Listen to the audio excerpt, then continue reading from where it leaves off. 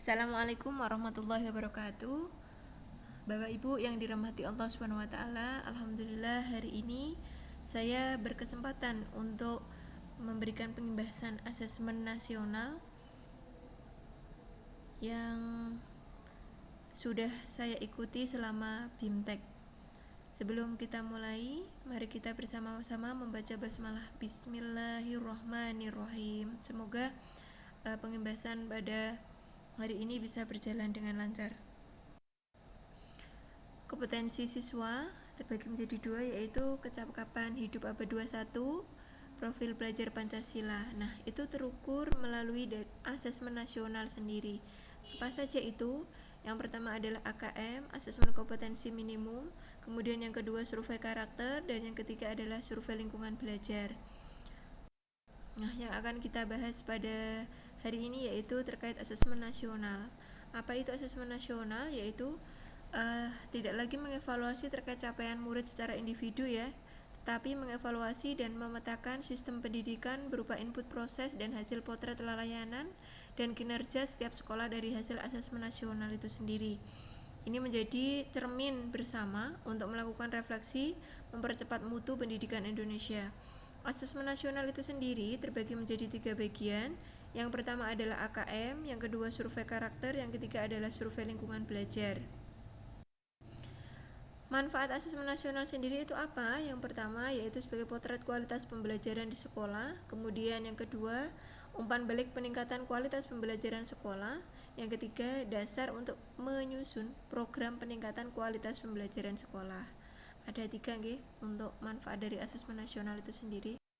Kemudian kriteria peserta asesmen nasional yaitu seluruh satuan pendidikan, kemudian tidak semua murid, pemilihan sampel secara acak, yaitu diambil dari kelas 5, 8, dan 11. Kemudian setiap peserta mengerjakan tes literasi membaca, tes literasi numerasi, survei karakter, dan survei lingkungan belajar. Mengenal AKM. Nah, AKM itu sendiri yaitu penilaian kompetensi mendasar yang diperlukan oleh semua siswa untuk mampu mengembangkan kapasitas diri dan berprestasi positif pada masyarakat.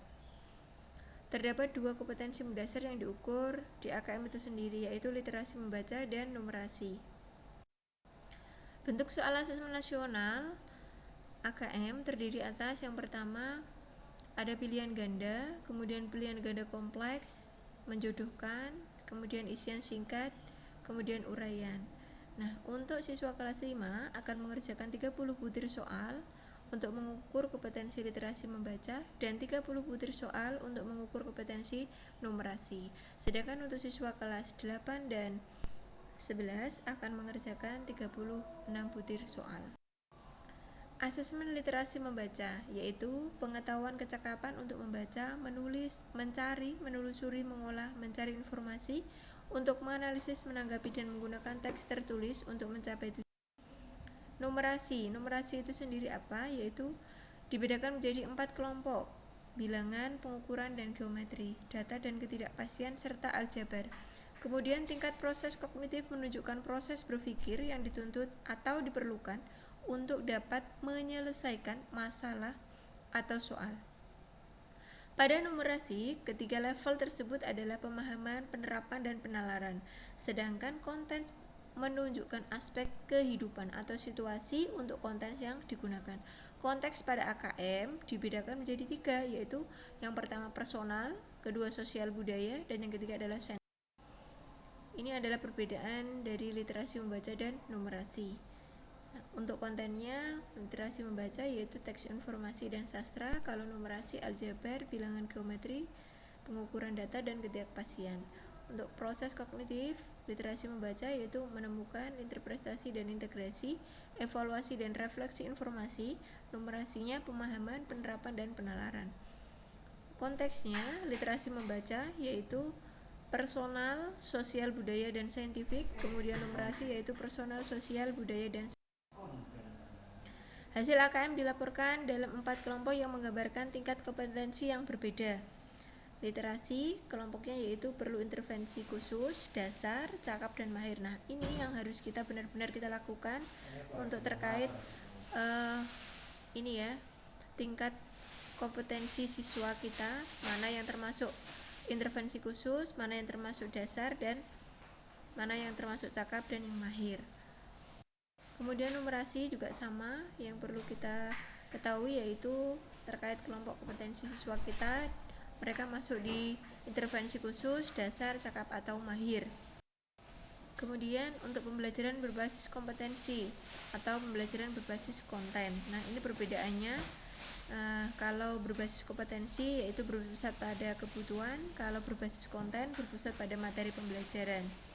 Kemudian selanjutnya berbasis kompetensi belajar untuk pemahaman konsep dan keterampilan, menunjukkan kinerja dengan menerapkan konsep, pembelajaran terkait dengan konteks kehidupan nyata siswa, orientasi pada proses dan penguasaan kompetensi. Kemudian untuk pembelajaran berbasis konten yaitu belajar untuk cakupan materi, menjawab serangkaian pertanyaan tes berdasarkan topik, pembelajaran kurang atau tidak terkait dengan konteks kehidupan nyata siswa, kemudian orientasi pada nilai.